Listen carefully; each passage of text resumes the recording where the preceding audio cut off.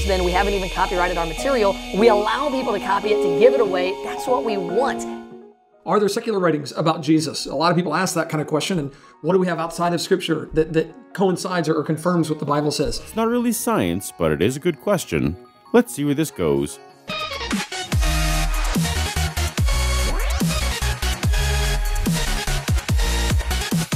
Welcome to Paulogia, where a former Christian takes a look at the claims of Christians.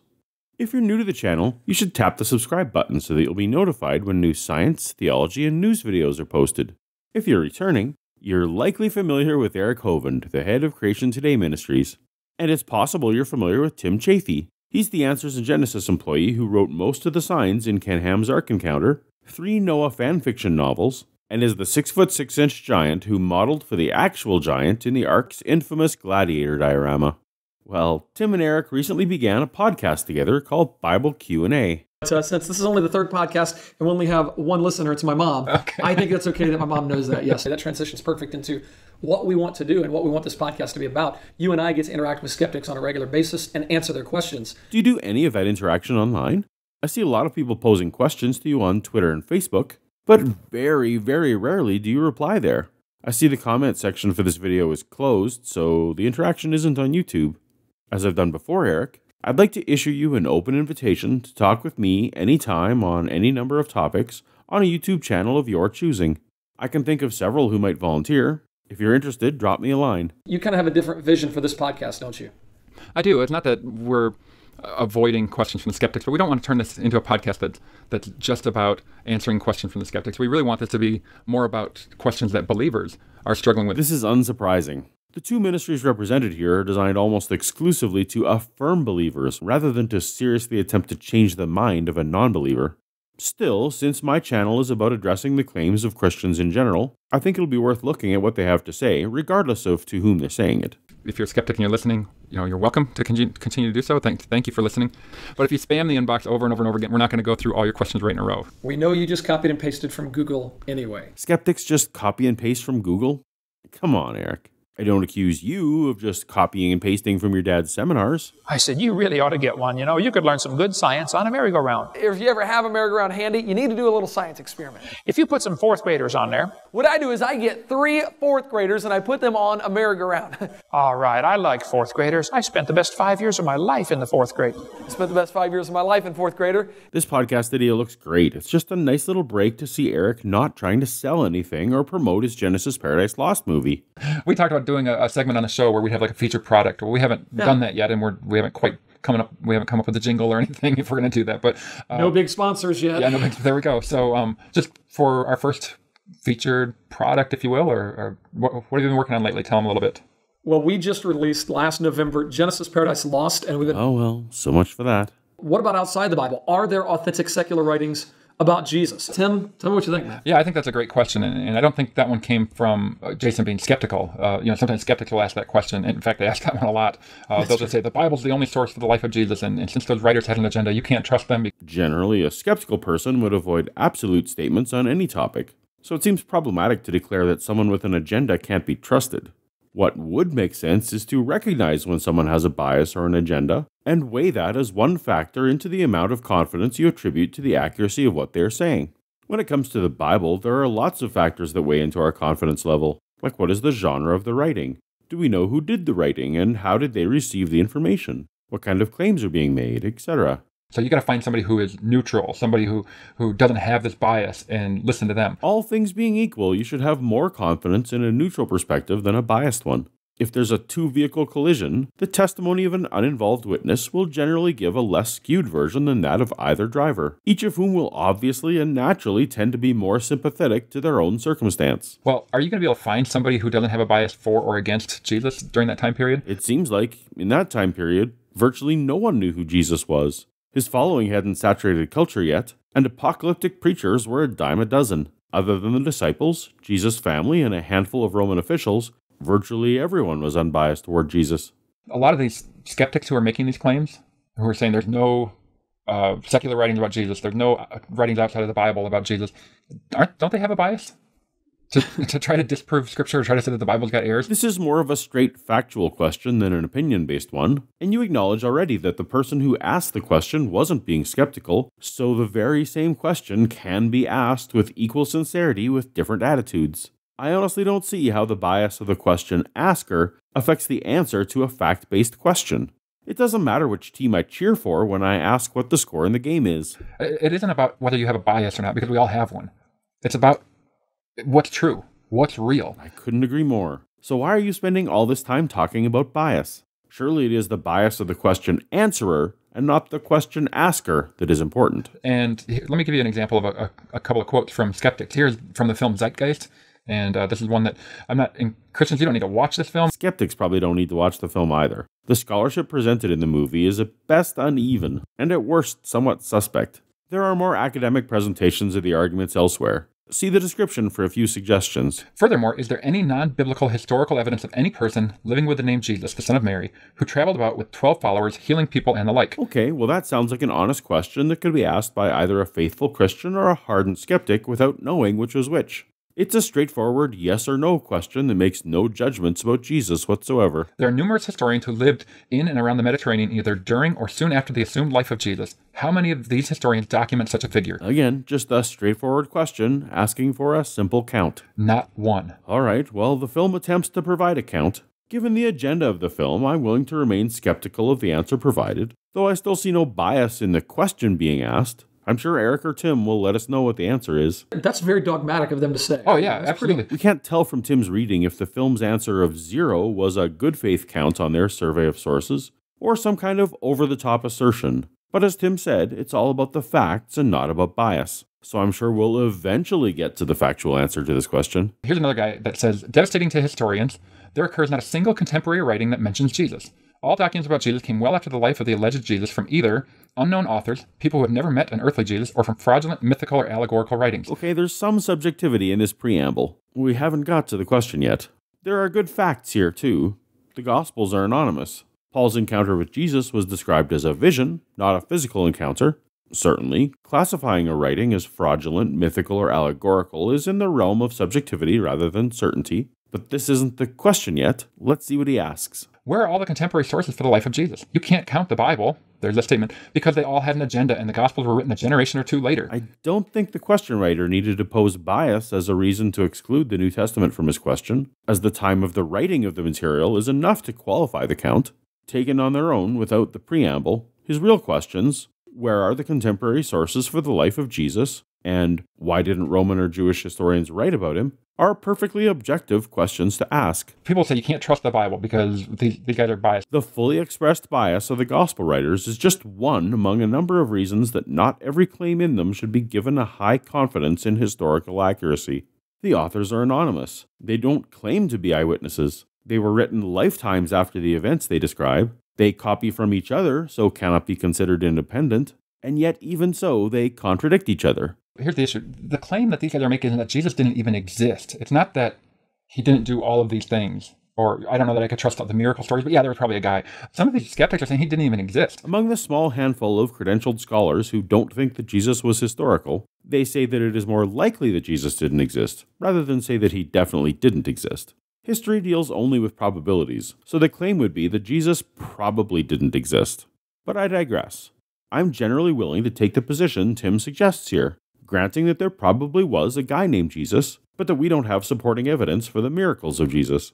Honestly, I wish the question that was being covered was, are there authentic secular writings about the miracles of Jesus? Because I think that's the more interesting one. But so it's not just one source you have to deny. You have to deny 8 early sources who knew him or met him.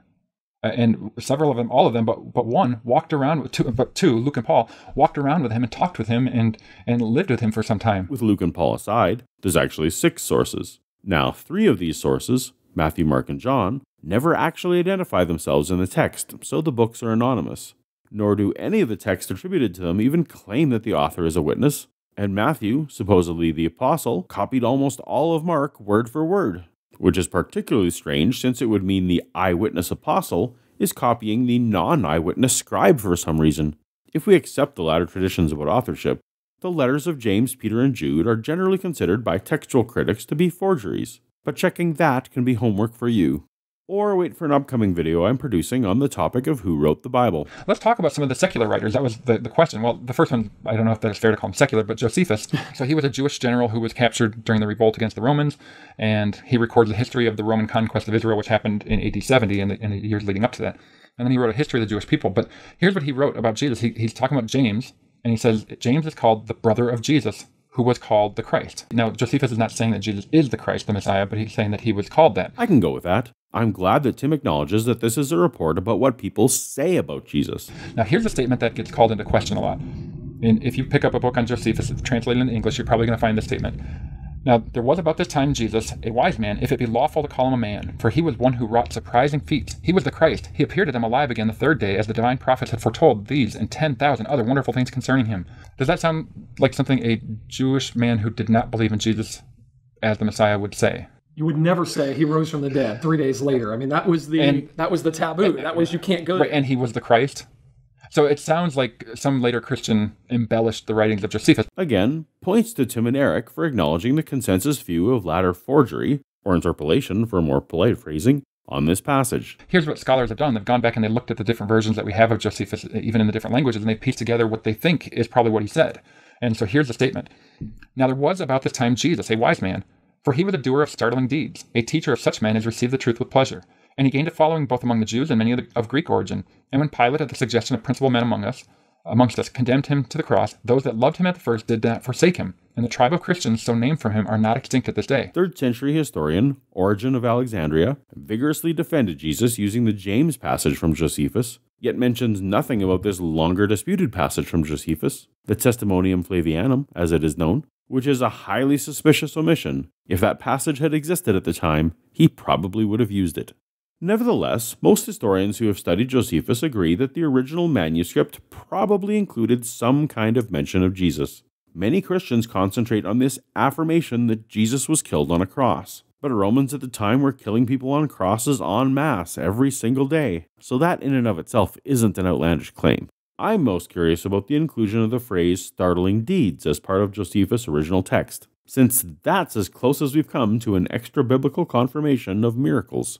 Working backwards to attempt to recreate what might have been Josephus' original words is a highly speculative endeavor. I found a copy of the book by James Dunn that Tim quotes here so that I could find out more about the methodology for the claims made. The first thing I noted was that Tim's slide doesn't match what Dunn has in his book on the very page Tim references. Teacher of men instead of teacher of people. At the suggestion of instead of because of an accusation made, and other minor variations. Not sure what to make of this inaccurate quote, but I hope Tim is looking at primary sources for his information. I know we'd all like to be as accurate as possible. Rather than the exposition I was hoping for, Dunn spends only a single sentence talking about this. The first passage has clearly been subject to Christian redaction, but there is a broad consensus that Josephus wrote something like the following. The footnote for the phrase broad consensus reads, see particularly Geza Vermes. The Jesus Notice of Josephus Reexamined, JJS 38, 1987, 1-10, who points out that the two key phrases, a wise man, a doer of startling deeds, are characteristic of Josephus and, so far as the possibility of an interpolation is concerned, improbably Christian. See further Charlesworth, Jesus 91-98, and Van Voorst, Jesus 89-99. Unfortunately, I couldn't secure a copy of Vermes' 1987 study, but did track down the third one referenced. Van Voorst also says that the Greek phrase, which he translates as amazing deeds, is not likely to come from a Christian. However, Van Voorst says that the phrase could equally be translated as controversial deeds, and that the whole sentence can be read to mean that Jesus had a reputation as a wonder worker. If that is correct, we're back to this whole thing just being a report about what people believed about Jesus, rather than events that were historically verified. So he's still writing about Jesus, and he's still saying things that are consistent with what the New Testament says, but he's not saying, I believe these things happen. He's just saying, here's what's reported. Exactly. Josephus is telling us what other people are claiming. Another historian is named Thallus. He wrote in Greek, and he flourished around the mid-50s.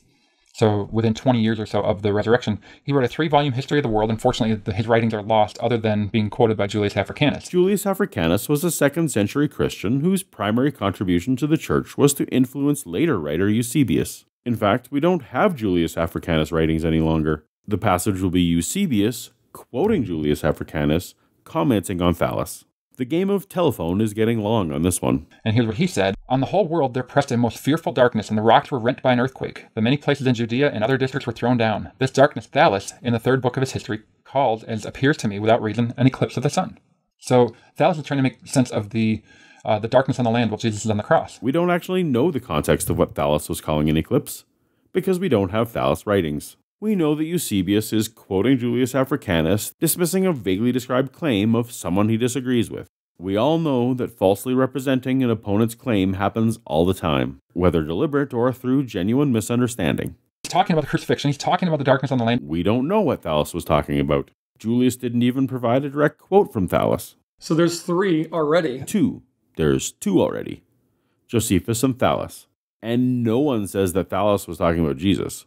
Thales said something about an eclipse, which everyone agrees couldn't have happened during the Passover, that may or may not have had something to do with alleged darkness on the day of Jesus' death. Yeah, well, we got more. We got... How many are well, there? let me read a few more statements. Pliny the Younger. We'll zip through some of these and people can follow along on the slide. He's a Roman author, born in AD 61 and dies in 112.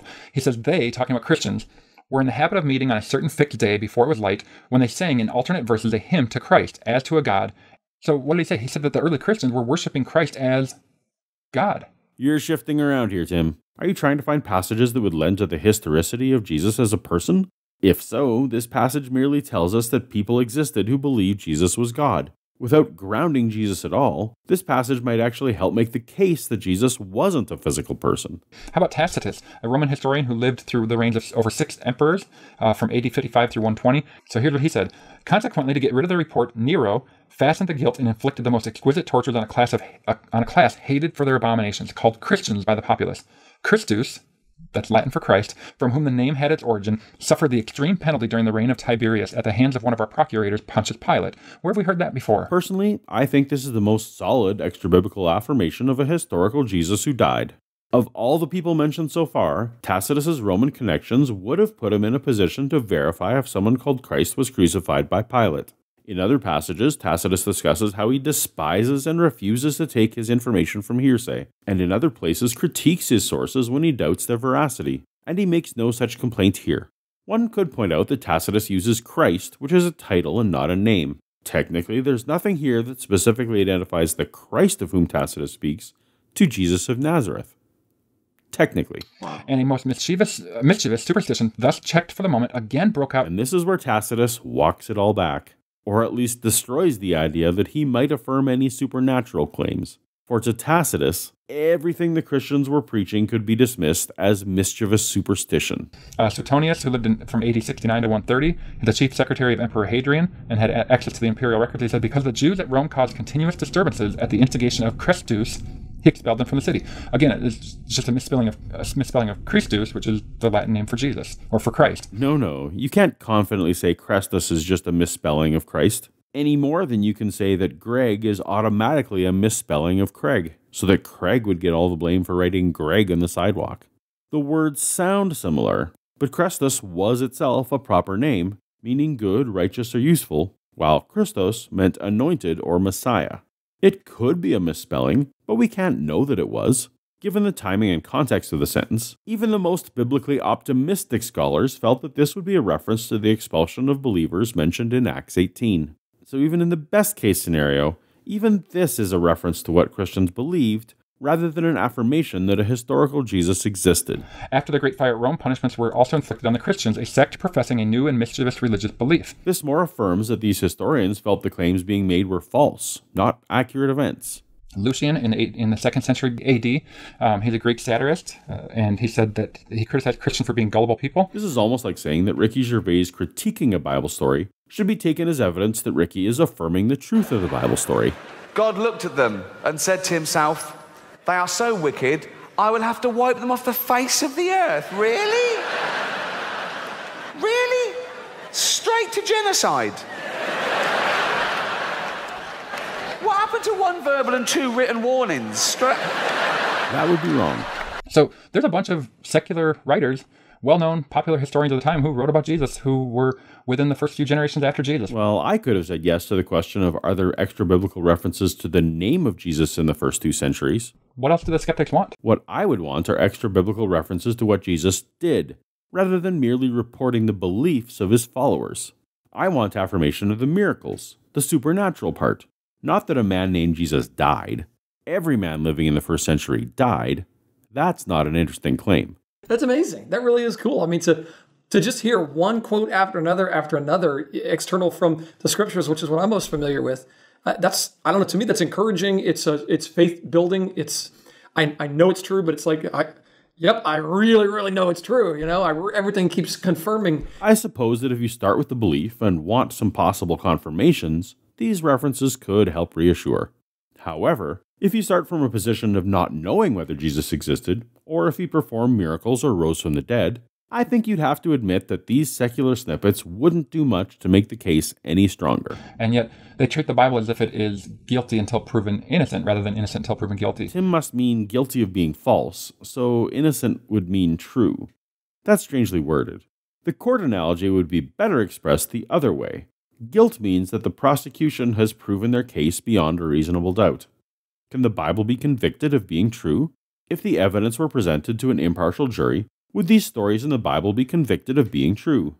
If you set aside all preconceived ideas and sat on that jury, how would you rule? Questions. Tim, I love this. This is educational for me, man. I appreciate it. I'm happy to do it, and I'm having a good time so far. If you've been having a good time, make your next video the top one where I talk about Tim and Eric's claims about the resurrection of Jesus, or the bottom one where I talk about Eric's creation science ideas. Thanks for watching.